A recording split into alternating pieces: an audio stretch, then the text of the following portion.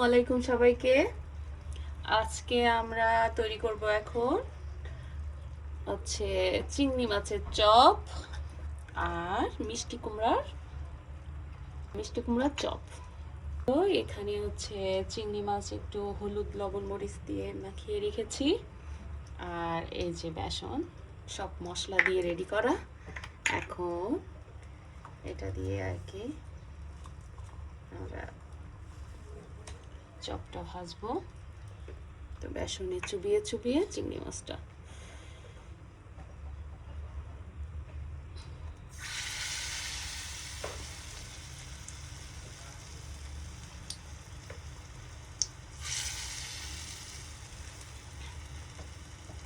দাঁড়াও, তুমি দিবে একটা।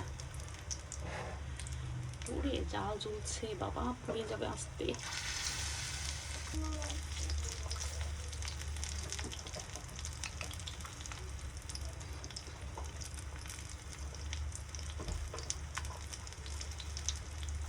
এটা আস্তে জালে ভাজতে হবে, তাহলে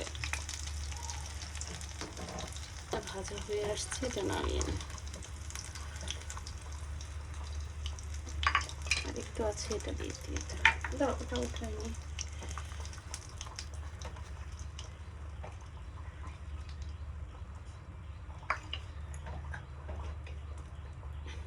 আরেকটা চিংড়ি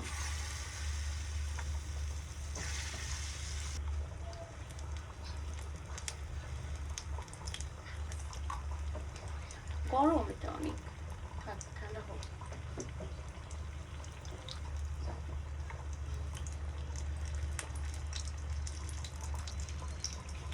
এটা দিয়ে আসছি, এটা নামিয়ে নিচ্ছি। চিংড়ি মাছের পাকোড়া এবার আমরা করব। এটা ধরবে, এটা বড় সাইজ হয়ে গেছে। মিষ্টি কুমড়ার চপ তৈরি করব।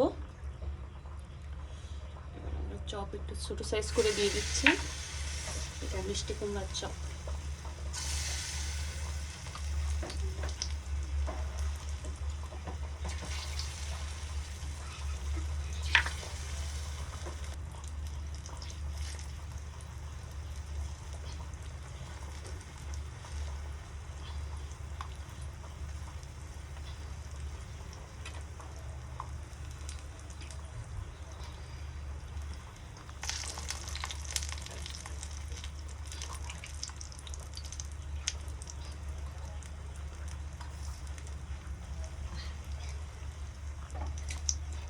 এই তো এটা হয়ে আসছে, নামিয়ে নেব। এটা অনেক মজা লাগে, মিষ্টি কুমড়ার চপটাও অনেক খেতে মজা।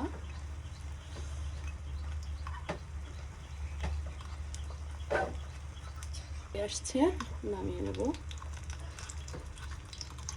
এটা একটু মুচমুচে না হলে ভালো লাগে না খেতে।